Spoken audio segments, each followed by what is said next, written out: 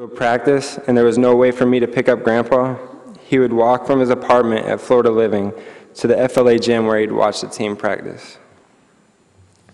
I felt my grandpa's amazing love for me while I was watching. I felt my grandpa's amazing love for me while he watched me play basketball. There would be times when I knew practice didn't go well and he would just look at me and say, "It's okay, Jordan, you'll get it next time. Just keep doing your best and everything will work out." Whenever I hear an encouraging word, I will always remember Grandpa, because that's what he did.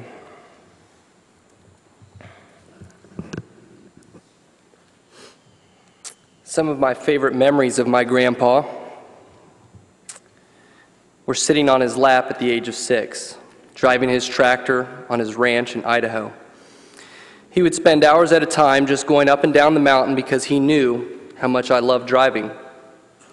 One day my family was sitting along the side of the airstrip at the ranch. My grandpa got an idea.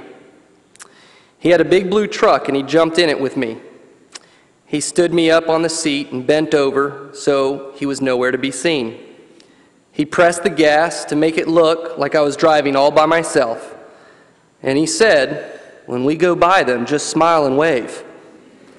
And as we drove by, I did as I was told, and I can honestly say I have never seen my family run so fast, especially Mom. As they got up and started running, Grandpa just popped up like nothing ever happened, and we drove off while he was laughing. Whenever Grandpa sat me, he would always load me up, or babysat me. He would always load me up with sugar shortly before Mom and Dad picked me up. He wanted me to be wired for some reason. Sometimes he would put Band-Aids all over me and wrap my head up and say to my parents, "I guess I fell asleep." He would find some way to try to give Mom a heart attack. My grandpa was what you call a cowboy. He loved animals and ranching, and that was cool to me. I have a love for animals also, but there is one animal that I am scared to death of, and that is a snake. I can't stand them. I think it is because my mom put the fear of God into me and my sister growing up that they were disgusting and slimy creatures. And all my grandpa said to me when he heard that I was scared of snakes is he said, "You need to man up, boy, because those snakes are more scared of you than you are scared of them." So one day I got a package in the mail. It was a picture of a dead rattlesnake and Grandpa was holding it. In the box were the rattlers of that same snake. The letter said, "See, Jordan, it isn't going to hurt you." No matter what he said to try to get me over my fear didn't help, because today I am still scared to death of those nasty things. And I have seen that before. This wasn't the only thing he told me to man up about. Grandpa always thought that I would be a great doctor. But the thing is I can't cut someone open, and I can't stand blood to a certain point. But that crossed the line for him. He said, "You need to man up. You will get over that one day." And I'd always try to act tough, and I would say, "Oh yeah, no problem. I'll do it." As all the grandkids were growing up, every time we saw Grandpa and Grandma, all of us wanted to be taller than Grandpa. He would always stand up tall to see. We would always stand up tall to see if we were taller. No one ever cared about getting taller than Grandma, but everyone wanted to pass Grandpa, and here's why.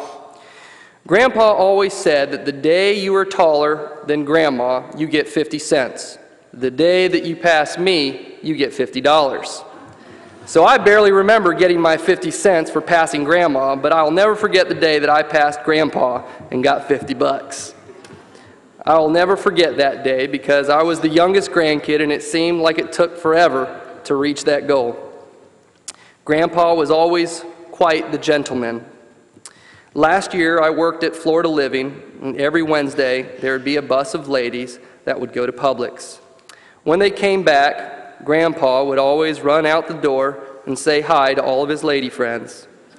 He would tell them they looked nice, and he would always make them smile, but every time he joked with me about his lady friends, he would always say, "Now, Jordan, you know that Grandma was my only lady." And Grandpa would always get Grandma poinsettias for Christmas and chocolates for Valentine's Day. And after Grandma passed, he would always do that for the ladies at the nursing home, whether he knew them or not. He got one for everyone because he loved to see the ladies smile. Grandpa had his own way of teasing me about girlfriends. Grandpa told me that he thought my most recent girlfriend was make-believe, because every time I said, "Grandpa, you're going to meet her, so you don't have to think she's fake," something would always come up. Then I showed him a picture, and then Grandpa said, "Jordan, the picture of her is beautiful, but I think you just got it off the computer."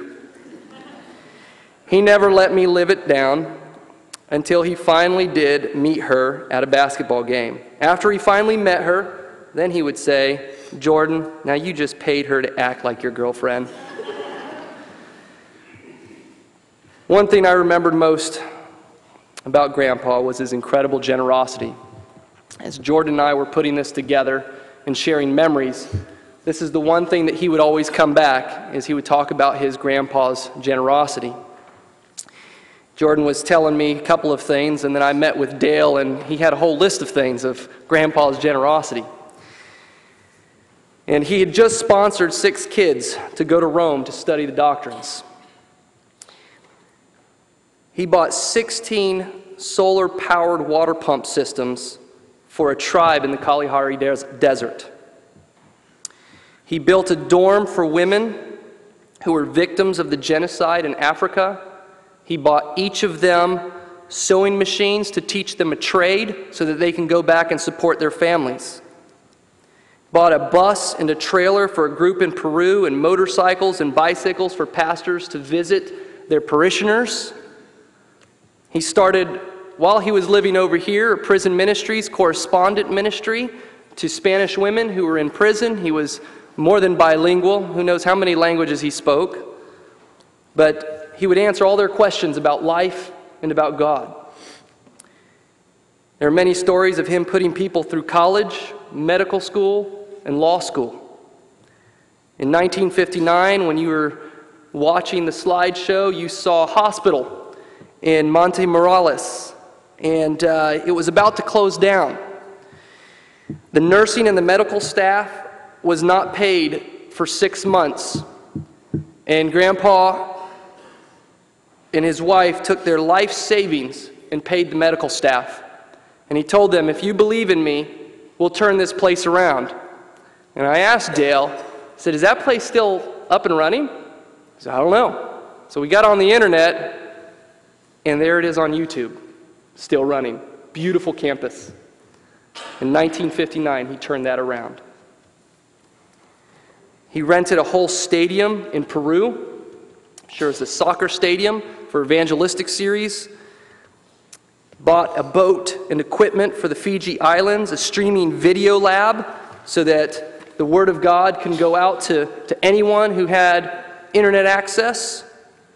He sent money for church improvements and to build churches in India, and the list just goes on and on and on. And then something caught my eye in that list, and I saw there one bull and 2 cows donated to a small village in the Kalahari Desert. Stadium rental and all these. What's the story behind one cow and 1 bull and 2 cows?